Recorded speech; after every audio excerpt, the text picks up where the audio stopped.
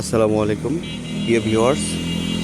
আমরা আসলে সঠিক এভাবে জানি না যে আসলে বিনান্স থেকে কীভাবে TRC20, BIP20, ERC20 এইগুলাতে কীভাবে ডলার সেন্ড করে। তো সেক্ষেত্রে একটা শর্টকাট ভিডিও আমার।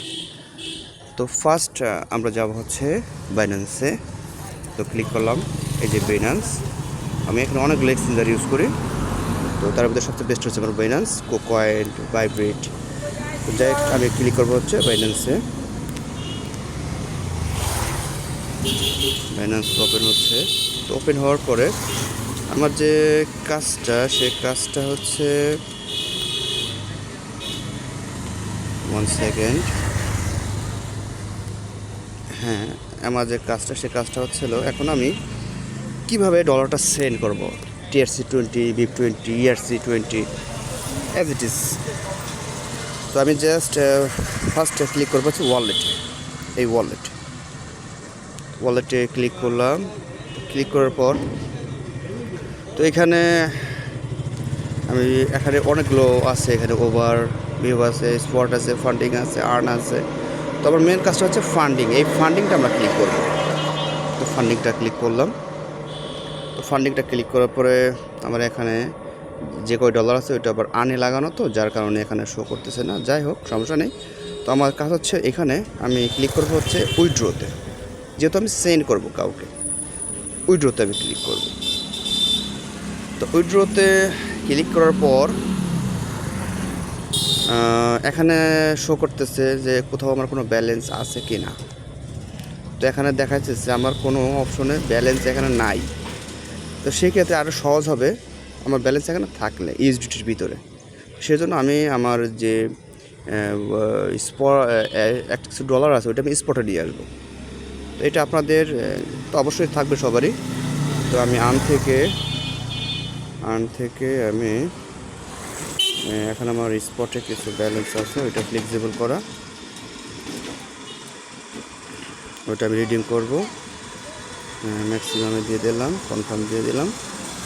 এখন আমার এখানে সামান্য কিছু যে ডলারগুলো আছে ওইটা আমার স্পটে শো করবে। তো এই দেখেন আমার স্পটে শো করছে। যাই হোক, আমি যাবো এখন ফান্ডিংয়ে যাওয়ার পরে আমি ক্লিক করবো উইথড্রোতে ক্লিক করার পরে হ্যাঁ, এখন এই যেহেতু এই ইউএসডিটি আমার যেহেতু ম্যাক্সিমাম সবাই ডলার থাকে ইউএসডিটির ভিতরে। এটা আপনি TRC20-তে সেন্ড করেন, BIP20, ERC20-তে, মানে এনি অ্যাড্রেস জাস্ট কনভার্ট হবে শুধু ইউএসডিটি ডলার থেকে। তো আমি ইউএসডিটি ডলারে ক্লিক করলাম।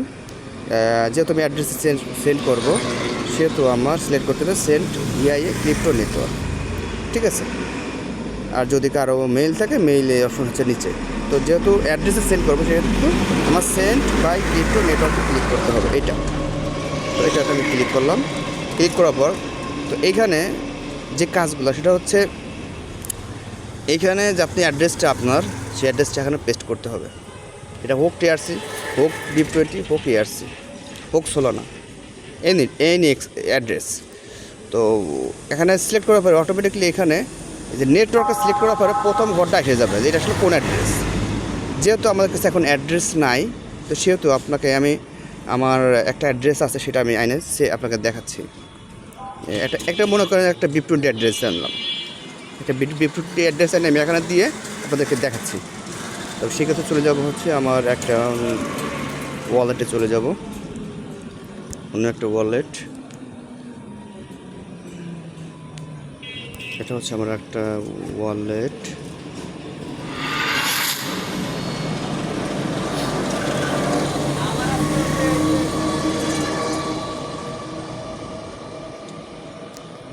এটা ওপেন হয়েছে। আমি একটা ওয়ালেটে ক্লিক করলাম।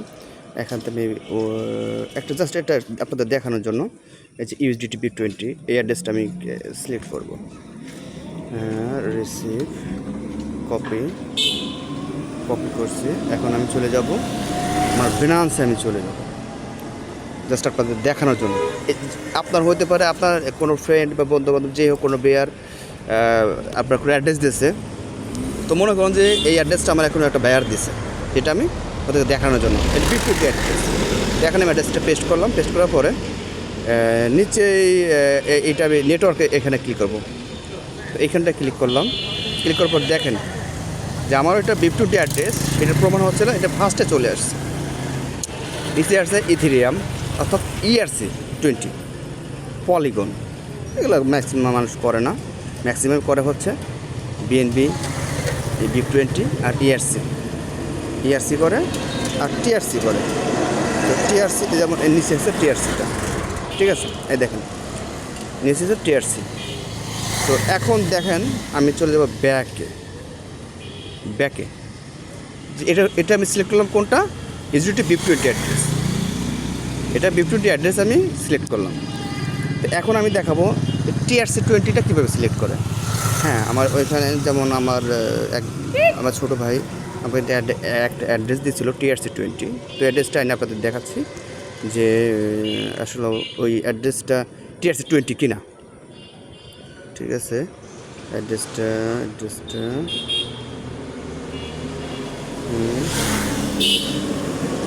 আমি চলে যাবো। হ্যাঁ, এই যে একটা অ্যাড্রেস TRC20 অ্যাড্রেস ও আমাকে দিয়েছিল।